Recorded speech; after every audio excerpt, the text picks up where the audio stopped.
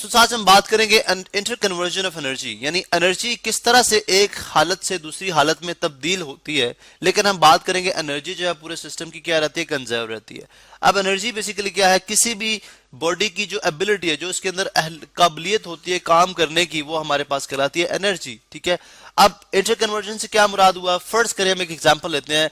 हमारे पास एक साइकिलिस्ट है जो कि एक जो है वो ऊंची जगह पे, या एक जो है छोटी सी चोटी सी है हमारे पास, ठीक है, या एक ढलवान सी है। ठीक है, इसके ऊपर पहले इसके ऊपर जाएगा, टॉप पे जाएगा। ठीक है, उसके बाद यहां से क्या होगा, वो नीचे आएगा। ठीक है, अब इस दौरान उसने क्या एनर्जी गेन की, क्या एनर्जी लूज की। सबसे पहली बात हम बिल्कुल स्टार्ट से लेते हैं। ठीक है, डेफिनेटली इस बंदे ने, ठीक है, बिकॉज ये बंदा खुद ही एनर्जी, खुद ही इस हाइट के ऊपर जा रहा है, यानी सर्टन हाइट गेन कर रहा है फ्रॉम ग्राउंड लेवल से, यानी इस साइड तक अपने साइकिल को लेकर जाएगा। ठीक है, अब हम कहते हैं जी कि सबसे पहले इस बंदे ने क्या किया, जो है अगर हम बिल्कुल जीरो से स्टार्ट करते हैं तो उसने लेट सपोज कोई चीज खाई है। ठीक है, अब उस चीज खाने से क्या हुआ कि इसके स्टमक के अंदर जो प्रोसेसेस हो रहे हैं, ठीक है, उसके अंदर क्या हुआ, स्टमक, इसके अंदर क्या हुआ जी कि जो यानी इन द प्रेजेंस ऑफ जो रेस्पिरेशन का प्रोसेस है। रेस्पिरेशन क्या होती है, रेस्पिरेशन बेसिकली बायोलॉजी का वो प्रोसेस है जिसके तहत जो हमारा फूड, जो कुछ हम खाते हैं, वो ब्रेक डाउन होता है और उसके केस में हमें एनर्जी मिलती है।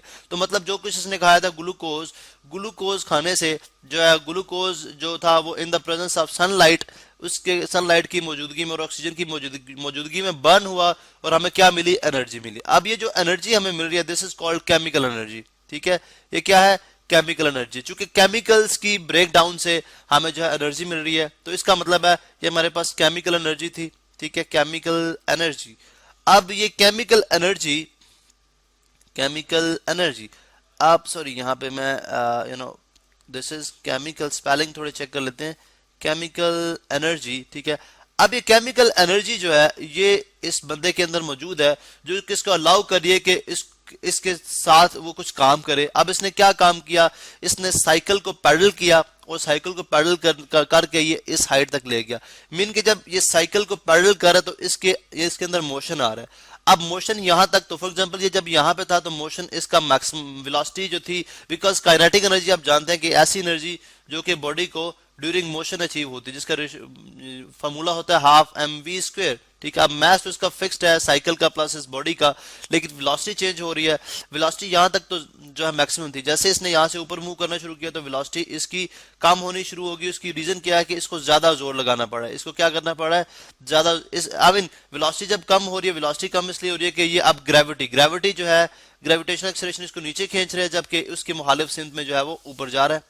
ठीक है, जिसकी वजह से इसको ज्यादा वर्क डन करना पड़ रहा है। मीन के काइनेटिक एनर्जी जो है वो बेसिकली जो है अब क्या हो रही है, जैसे जैसे अपवर्ड जाता जाएगा इसको फोर्स ज्यादा लगानी पड़ेगी और वेलोसिटी इसकी कम होती जाएगी। ठीक है, और एक सर्टेन टाइम आएगा, लेट सपोज ये अगर आप एनर्जी को कांस्टेंट रखेगा, ठीक है, तो इसकी वेलोसिटी सेम भी रह सकती है। लेकिन यह है कि जितनी काइनेटिक एनर्जी अब लगा रहा है, जो कि ग्रेविटेशनल एक्सेलरेशन जो कि डाउनवर्ड एक्ट कर रहा है, उसके मुखालिफ सिमत में है, तो ये सारी की सारी एनर्जी जाया नहीं हो रही, बल्कि क्या हो रही है, स्टोर हो रही है, इसके अंदर कन्वर्ट हो रही है। किस फॉर्म के अंदर, पोटेंशियल एनर्जी के अंदर। जब ये हाइट इस हाइट पे पहुंचेगा, ठीक है, इसके अंदर आप वो सारी काइनेटिक एनर्जी जो इसने वर्क डन किया था, सारी काइनेटिक एनर्जी कन्वर्ट हो चुकी है एक पोटेंशियल एनर्जी के अंदर।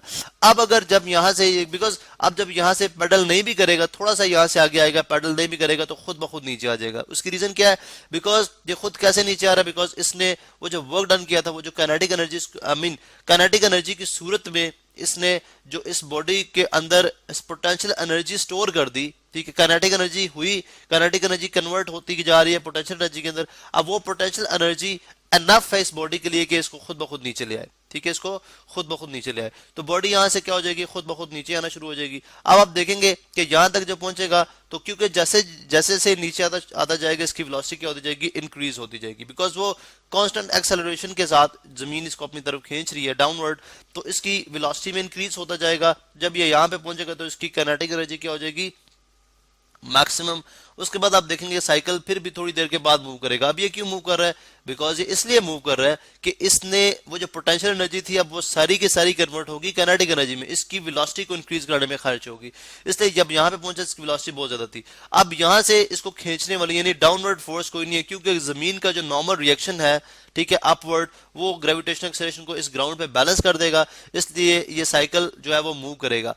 अब हम जानते हैं कि काइनेटिक एनर्जी जो है वो जो है सिस्टम के अंदर मौजूद है, लेकिन उस काइनेटिक एनर्जी को स्टॉप करने के लिए ऑपोजिट फोर्सेस मौजूद है, जैसे फोर्स ऑफ फ्रिक्शन है जो कि टायर और ग्राउंड के दरमियान है, इसी तरह से एयर रेजिस्टेंस है, हवा की जो रुकावट है वो भी है, ठीक है, और डेफिनेटली ग्रेविटेशनल एक्सेलरेशन जो कि एक्ट तो कर रही है डाउनवर्ड लेकिन वो नॉर्मल रिएक्शन से बैलेंस हो रही है। अब अगर हम इन फोर्सेस को ओवरकम कर दें तो आप देखेंगे साइकिल के अंदर जो काइनेटिक एनर्जी है वो फिक्स रहेगी और साइकिल मूव करता रहेगा। तो मालूम हुआ कि जो एनर्जी है पूरे सिस्टम की वो कंजर्व्ड रहती है। एनर्जी पूरे सिस्टम की क्या रहती है? कंजर्व्ड रहती है। वो बेसिकली मुख्तलिफ चीजों के अंदर कन्वर्ट होती जाती है। यहाँ पे काइनेटिक एनर्जी जो है टायर और ग्राउंड के दरमियान उसको हीट अप करती है, ठीक है, इसका मतलब है फ्रिक्शन जो है वो भी हीट अप करती है, फ्रिक्शन जो है उसको रोक रही है। तो यहां से हमें मालूम हुआ जी कि जो काइनेटिक एनर्जी है वो बेसिकली उतनी ही है जितनी हमने स्टार्ट में इसको प्रोवाइड की थी। काइनेटिक एनर्जी एग्जैक्टली जो है हमारे पास केमिकल एनर्जी के इक्वल है। जितनी केमिकल एनर्जी है उतनी ही हमारे पास काइनेटिक एनर्जी है। जितनी केमिकल एनर्जी थी इस हाइट के ऊपर उतनी ही पोटेंशियल एनर्जी थी, ठीक है। और जो एनर्जी जितनी फ्रिक्शन ऑपोजिट डायरेक्शन में या एयर फ्रिक्शन या force of gravity opposite direction में इसको रोकने के लिए जो है वो प्रैक्टिस में आए थे, ठीक है, उन सब की एनर्जी अगर कैलकुलेट की जाए तो वो केमिकल एनर्जी के बराबर होगी। तो मीन कि सिस्टम की जो एनर्जी है वो कंजर्व रहती है, सिर्फ क्या होता है कि वो फॉर्म्स चेंज करती रहती है। इसकी एक और एग्जांपल अगर आप देखें तो हम ये जो रिवर्स के अंदर देख सकते हैं कि आई मीन अगर आप देखें तो ये एक रिवर है या एक लेक है, पानी है, ठीक है।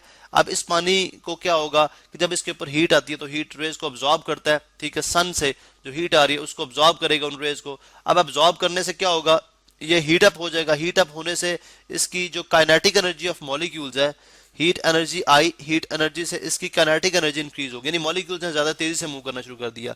जब मॉलिक्यूल तेजी से मूव करेंगे तो मीन एक दूसरे से अवे हैं वो, ठीक है, उनके दरमियान डिस्टेंस इंक्रीज हो रहा है, जिसकी वजह से प्रोसेस ऑफ इवेपोरेशन स्टार्ट हो जाएगा। क्या स्टार्ट हो जाएगा? Process of evaporation.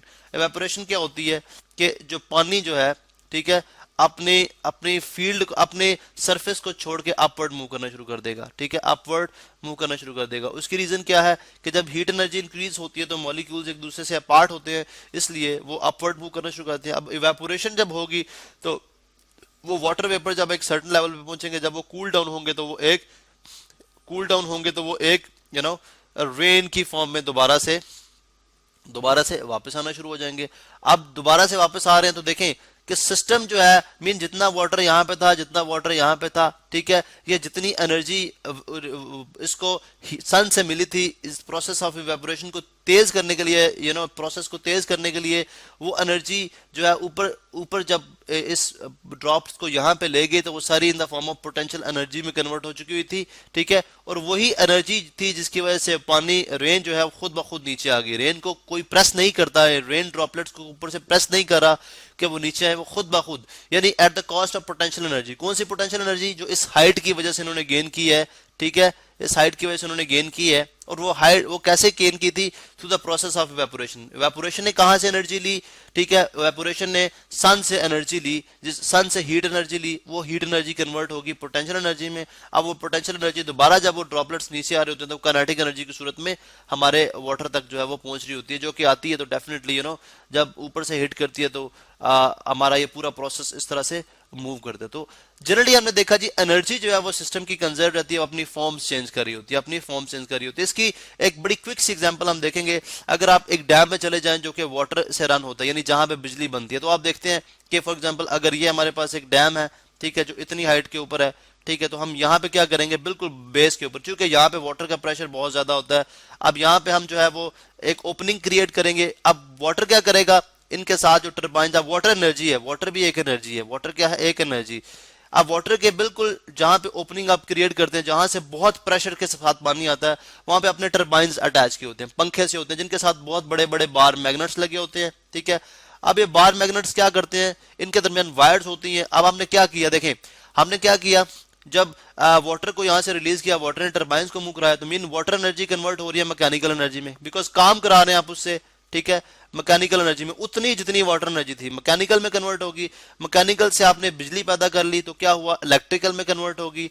अब इलेक्ट्रिकल के आगे फॉर एग्जांपल इलेक्ट्रिकल को आप मुख्तलिफ चीजों के, फॉर एग्जांपल इससे आपने एक बल्ब ऑन किया हुआ है तो बल्ब जो है वो आपको लाइट एनर्जी भी दे रहा है और प्लस हीट दोबारा से दे रहा है, लाइट प्लस हीट। तो इस तरह से आपने देखा जी टोटल एनर्जी जो है वो सिस्टम की कंजर्व रहती है, सिर्फ वो अपनी फॉर्म चेंज करती है। This is called inter conversion of energy.